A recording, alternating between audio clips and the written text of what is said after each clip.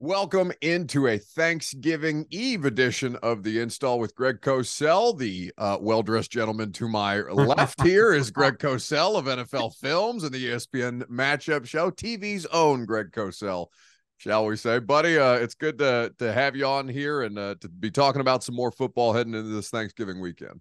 I figured, Buck, that, one of us needed to address today to show a little class, so I decided to do this, Brother, if you're looking for class, I am the wrong person to talk to. So I'm glad that Greg Cosell is here to class up the joint. Absolutely. I don't know if the football team is doing anything that is classy or not at this point, but they continue to drop games. Greg, and I think today, the most productive way to talk about this is within the context of the rookie quarterbacks. Bryce Young will be coming here to play against the Tennessee Titans, and Will Levis getting ready to make his fifth NFL start. I guess we'll start with Levis. He managed the situation as best he could. He did throw 2 touchdown passes in garbage time, but the game was well out of hand, and the protection continues to be an issue. He is showing some promise, but it's tough for him to get anything accomplished right now. It's really difficult. Look, it's funny. All of us in my matchup room watched Levis, and a lot of the other guys came away and said, I don't think I have anything brilliant to say about Levis one way or the other, just based on the way the game was. I think for the most part, he's held up really well. One throw early in the game, I know he would love to have back. And you probably remembered it was on the second possession when he was low to Chig on a really well-designed play. Mm-hmm. At that point, we still had a football game. It was the second possession. But those will happen on occasion. But I think for the most part, he's handled himself well. He doesn't look the least bit shell-shocked, given that the O-line is, to be kind, a work in progress. Shell-shock worthy. Yes, good point. So overall, I would say just from a mental and physical toughness standpoint, he's hung in there really, really well. And I think that's the first thing you want, because I can remember quarterbacks through the years. One stands out to me in particular, Patrick Ramsey, when they were the Washington Redskins, mm-hmm. and Steve Spurrier was the head coach, and Steve Spurrier never quite made the difference. He had never quite understood the difference between college pass protection and NFL pass protection. And he took a quarterback out of Tulane, Ramsey, who actually could throw the ball really well. I think he might have been a late first-round pick, and he just got him killed. And and Ramsey became shell-shocked, and he struggled to continue his career. And certainly at this point in time, Levis does not look like that at all. He's a big physical kid.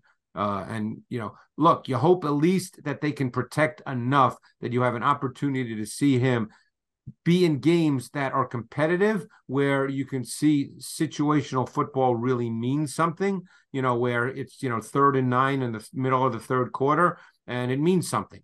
And, that's, look, we're not trying to be sarcastic or anything like that, but that's just what we're hoping for. And the other issue, which is really difficult for him, is they don't have a run game at all right now. They can't run the football. We saw them play with 6 offensive linemen on multiple snaps, 8 snaps in this game. They played with 6 offensive linemen. The rookie Duncan was the 6th offensive lineman. They played with 2 and 3 tight ends. They're trying to get some kind of run game going, but it's not happening. So that makes it even harder on a young quarterback. Yeah, pretty jarring. Nothing that happens in previous matchups really matters to whatever the next game is, but pretty jarring to see Derrick Henry have that little success against the Jacksonville team. That's typically where he thrives. That's typically Derrick's get-right game against the Jags, but certainly was not the case this week. And, Levis getting away with some interceptable passes for sure right now, Greg. And, you try and grade him on the curve of the situation that he's in, as I'm sure we will do with Bryce Young when we talk about him. And it's funny you say that, because the one thing, and again, believe me, I sit here with a clicker, and I've talked to a lot of coaches in my career, and obviously you have to execute. That's the plan, but they're still human beings, Buck. And what happens is, when you're constantly under pressure, there's no question you start to anticipate pressure and you start to perceive pressure. It's just human nature. You drop back and you expect that there's going to be people, in your area, so to speak, pretty quickly. And it's hard to play that way. And again, it's not an excuse. It's an explanation. Right. And, obviously he has to live in that world now, and you can't go to the press conference after the game and say, oh, well, I couldn't play because there were too many people around me. No one cares about that, but that is still a reality of his existence right now. He's got to work through it, figure it out, and hopefully come out on the other end. Absolutely. I do want to ask you, Greg, a question, because I know you went to O-line Masterminds I did. this year in Dallas, correct? Yes, Frisco, Texas. I'm curious about the general thought, and I don't know if this came up in the sessions that you were part of down there, but the general state of offensive line play in the league. I understand that there's better athletes than there's ever been, right. all over the board, and that offensive line is not the sexiest position for guys coming up through the process, high school, college, to play. Hey, don't tell Jason Kelsey that he's the sexiest man in America. Well, listen, it gives the rest of us hope if that's there the you case. go. Absolutely. I appreciate that man more than he knows. But and by the way, at 36 years old, still out here playing like a young man, Jason Kelsey. But anyway, I didn't mean to interrupt your question. Sorry. No, just I'd be curious your thoughts, just the general state of offensive line play in the league, because I don't know if it's just the athletes on defense getting better or a smaller pool of good offensive linemen to pull from, because I know the Titans situation is not currently fixable, and really the thing that they're looking for is, okay, can you hit on some draft picks here to try and build this thing back up? I think there's many factors involved. It's actually a really good question, and just so people understand, I didn't know you were going to ask me this, so it's not as if I have a prepared answer. Right. So I'm kind of speaking off the cuff here. Number one, you did hit on something that is absolutely critically important. The biggest mismatch on a football field is offensive linemen versus pass rushers. The second biggest is the fact that defenses have become so multiple now with their pressure concepts that it's very, very difficult. Offensive linemen need to work together. They need a lot of work, and they don't get that work the way they used to due to the collective bargaining agreement and to the limitations in practice. So they don't get that kind of work. I had another thought. The other thought that I had as you were speaking was the nature of college football now is such that offensive linemen are almost always playing in a 2-point stance. Everything is quick in college. So, they're not necessarily dealing with the same kinds of situations they'll face in the NFL, because in college passing games, a lot of it, the ball's out quick. Quarterbacks growing up in 7-on-7, they take the snap, they take 1 or 2 steps, they throw the ball. There's a lot of air raid principles. There's not a ton of under center. There's not a ton of offensive linemen in college football with their hand on the ground in 3-point stances, firing off the ball and playing with physicality. So these are just things off the top of my head. And so it's there, with few exceptions, and there's always exceptions, it's more difficult for offensive linemen to come into the league and play well. Again, a team like the Titans, do you know how many draft picks they have as of now in the upcoming 2024 draft? After the Byard trade, I believe they have 8. Okay. Now, again, I don't know, who knows what the future holds, but they obviously would need to look at offensive linemen in free agency if there's good ones available. But they probably, in my view, would need to draft 3 offensive linemen. And I'm just giving you my opinion. Sure. They may think totally otherwise, because not all 3 are going to become stars, and maybe not all 3 are going to make it. The hope is 2 do. And then you build with Skoronski, who, you have to assume can play. I don't think he's been great, but he certainly hasn't been bad. Right. He's played like a rookie. He's played like a rookie on a bad O-line. I mean, we're trying to be honest here. This is what the film says. He's played like a rookie on a bad O-line. You hope that you can get 2 other guys that are young players and that can play. The question, Petit Frere is a question. He certainly showed flashes as a rookie. This year was kind of a lost year, so you almost don't know, but you hope that he can play right tackle. He's not going to play left tackle, in my view. You hope he can play right tackle. So you hope you have the left guard and the right tackle position taken care of. Then, and I'm just being honest based on film, look, I love the way Aaron Brewer plays the game. He's one of those guys, you just love him. I don't think he's a quality NFL starting center. And again, I hope people understand that's based on film. Right. So I think you need, if you feel that Petit Frere can be your right tackle and Skoronski's your left guard, I think you need 3 new offensive linemen next year. Yeah, I think at minimum at this Yeah. point, and we'll see what happens with NPF as Greg said. But I just wanted to contextualize that for the audience, Greg, because No. I've been thinking about that the past couple of years, really, when we talk about offensive line play and how hard it is for rookies Oh, who come in. I mean, you see them struggle all the time, no matter what their draft pedigree is. yeah, and then I'll give you a great example. And again, Dylan Radins is this his third year or fourth year? This will be 3 for Dylan Radins. Now Dylan Radins is not going to play left tackle in the NFL. We all know that. He's playing there now because the next person to play there would be you. They just don't have anybody else.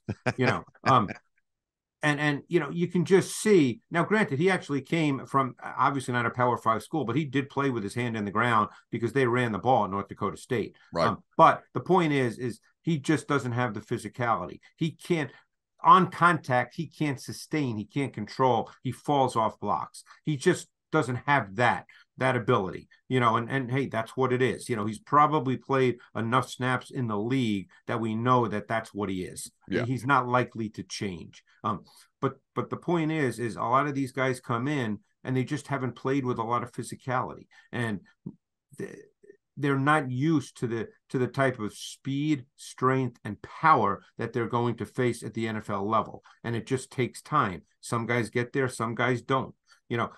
Look, I've been watching a ton of C.J. Stroud for obvious reasons. I think I've seen every snap of his in the NFL, and he's a really marvelous player given where he is in his game and the fact that he's only played 10 games in the NFL. Right. It's pretty remarkable. But, I watched Laramie Tunsil. Now, granted, he was a first-round pick. I know for a fact he was the number 1 player on teams' boards the year he came out. He had that issue with the bong or whatever it was, and he dropped to 13. But he just looks like he's pass protecting against 12-year-olds. Yeah. I mean, there's not a lot of guys like that. And, ultimately you have to try to find one who's close. I mean, look, Evan Neal, the Giants took with the 6th pick in the draft, and probably not worthy of that pick. But, offensive linemen have become in really high demand now because, it's a quote unquote passing league and you need pass protection. And it's hard. It's really hard when you're going up against the Myles Garrett's of the world and the Micah Parsons of the world and the Nick Bosa's of the world. And Chase Young all of a sudden looks like he's Chase Young with the Niners. Right. T.J. Watts. And, I mean, whoever, the Josh Allens, who, that turned out to be a big deal this week because of the nature of the game. But, when you're going against these guys, it is hard. And especially when you have to pass protect so many snaps and you're reactive to that. You're stepping back and they're coming forward. So that's not an easy, and they're better athletes than you are. So that's a tough deal. Yeah. Speaking of teams that will certainly be looking at offensive linemen, with whatever their draft pick ends up being with Carolina, because I mean, you want to talk about a worse situation. Carolina being the worst team in the league and not having their first round pick because of the Chicago deal. Anyway, Bryce Young. Yeah. Greg, it has been pretty jarring to see just how poor that Carolina offensive line has played year over year. That was a group that I think people were certainly expecting more from. And he has been sacked since Will Levis was inserted in the lineup. He's been sacked 12 times. Bryce Young has been sacked 20 times in that same span since week 8, and it's been constant for him throughout the course of the season. Yeah. As we talk about Levis and evaluating him, the difficulty of evaluating Bryce Young right now for not just people such as yourself or casual NFL viewers, but for his coaching staff as well. Yeah, I mean, it's a combination of things. You're 100% right. It's very difficult. I would say, well, just getting back to the offensive line, and then I'll say what I was going to say about Bryce. I think Ekwonu, the left tackle, and I remember speaking to a number of offensive line coaches who I know well, and I assume they tell me the truth. Not all coaches do, no matter how well you know them, as you know. And a lot of them told me that he'd be a phenomenal left guard. They didn't really think that he was truly a left tackle in the NFL. And I think that's shown up to this point. He really struggles in pass protection. And obviously, if your left tackle struggles in pass protection, you're going to have some issues on your O-line. But I think it's been a combination. You have to remember what Bryce Young is. And Bryce Young, first of all, he's 5'11". Second of all, he looks small on tape. And I think he made so many plays in college at Alabama that were sort of, I don't want to say second reaction, but we're not quite within the structure. Like there was he's not an unbelievable athlete like a Lamar or one of those guys that just runs around, but he made a lot of plays sort of with kind of controlled movement, and that's hard to do consistently in the NFL. Yeah. And right now, and this is just, again, tape study, I don't think he's shown the needed refined sense of timing and anticipation to make throws from the pocket that he needs to make. And given his lack of size and average arm strength, that must be a guiding foundation of his game. And because he doesn't show that right now, he too often gets stuck in the pocket. And so, again, I don't want to make it seem like every sack's on him. That would be grossly unfair. Sure. But, there are some where you just see him kind of drop back and get stuck. He for whatever reason, he's not seeing it right, or he doesn't feel someone's open, and he just kind of gets stuck in the pocket. So it's been a combination, as it normally is, by the way. It's never one thing, even though people like the one sexy thing, but it's never one thing. Yeah, and important to remember. And Adam Thelen is there to be as good a security blanket for Bryce Young as humanly possible. He's statistically, absolutely. But they are in desperate need of more, for lack of a better term, juice in that wide receiver room. And unfortunately, they traded it away. A quarterback like Bryce Young, you have to think in terms of what Sean Payton did with Drew Brees. You have to think in terms of the interior of your O-line, first and foremost, the center and the two guards, because they control the depth of the pocket. Okay, tackles control the width of the pocket. The interior line controls the depth. So you need those guys to be firm so that there's space between Bryce Young and the interior of the O-line for two reasons. Number one, so he can see, and number two, so he feels comfortable stepping into throws and delivering the football. And you saw that for years in New Orleans, where Sean Payton clearly focused on the interior of that O-line, and they were really good. And Drew Brees, and again, we're not making an apples to apples comparison between Bryce Young and Drew Brees. It's just that size-wise, they're similar, and with shorter quarterbacks, you need to do that. You can't have them squeezed in front of them, because then they can't see, first of all. Yeah, it's going to be it's going to be interesting to see how both of these guys kind of manage their respective situations. Yep. And certainly the game on Sunday will be a part of that. NFL matchup show, as Greg is just coming off the taping of that. You can catch that on Sunday mornings throughout the course of the season and set your DVRs. You can get it on ESPN Plus on demand, of course. Greg, I have to assume that the battle for the AFC South is on the matchup show this week. Texans and Jags, a huge game. It is. We did a full segment game on that because that is a huge game. Yeah. I took a look at C.J. Stroud. I actually went back to week 3 against the Jaguars when they went into Jacksonville and beat them badly, because that was the first game where we kind of came away saying, boy, C.J. Stroud is showing some traits that you just don't see from a rookie quarterback in his third game. And I actually showed a couple of plays that were reflective of that. Of course, the other big game, which is also a full segment game, because we do have 4 games that we can't do this week, right, because of 3 on Thanksgiving and 1 on Friday afternoon. The other full segment game is Buffalo here in Philadelphia at the Concrete Jungle in South Philly. And as you know, because you were here last year, that's not an easy place to play. I very much enjoyed it behind a very thick pane of glass. They're probably out tailgating already, Buck. Oh my God, they're my favorite fan base in sports, because with the opportunity to have some space between me and them, they're my favorite fan base. Right. Eagles fans have to be enjoying it. Yeah, enjoying one might say now. They're a little passionate here in Philadelphia about their sports teams. Well, certainly as somebody who relies on the passion of sports fans to make a living, we love it. We love it. That's what it's all about. It is absolutely. That's what it's all about. Thanksgiving, not all about football, but there's going to be plenty of football over Thanksgiving and a great weekend of football after that you can catch Greg and Sal Pal and Darius Butler breaking down on the matchup show. Buddy, happy Thanksgiving to you. Always enjoy your time. Thank you for making some for us on this holiday week, and certainly we'll do it again next Wednesday. Buck, happy Thanksgiving to you as well. Look forward to seeing you next week.